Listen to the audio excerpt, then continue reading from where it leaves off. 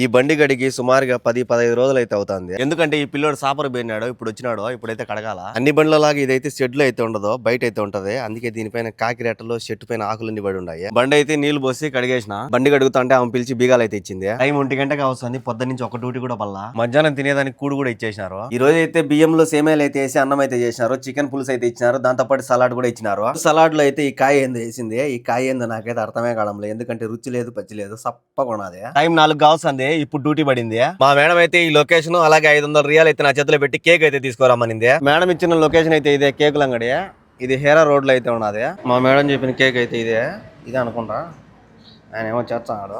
ఈ హోటల్ గల్లో ఇక్కడ చూడండి ఎంత పెద్ద కత్తి పెట్టినారో. కేక్ అయితే తీసేసుకున్నా. మొత్తం 290 రియాలు అయితే తీసుకున్నాడు. అంటే ఆయన కేక్ లంగడ ఆయన అయితే నాకైతే ఒక చిన్న పీస్ అయితే ఇచ్చినాడు. కేక్ అయితే ఇచ్చేసిన. టైం అయితే 7:25 అయింది. మేడం అయితే BMW అయితే స్టార్ట్ చేయమన్నారు. మేడం వాళ్ళ చెల్లెలు అయితే ఈ లొకేషన్ కి అయితే వచ్చారు, వాళ్ళ ఫ్రెండ్ వాళ్ళ ఇంటికి. మేడం వాళ్ళు అయితే ఆ ఇంట్లోకి అయితే వినారు. నాకు ఆడ పార్కింగ్ లేదని నేనైతే బండి అయితే పార్కింగ్ చేసిన. టైం 12 కావస్తుంది.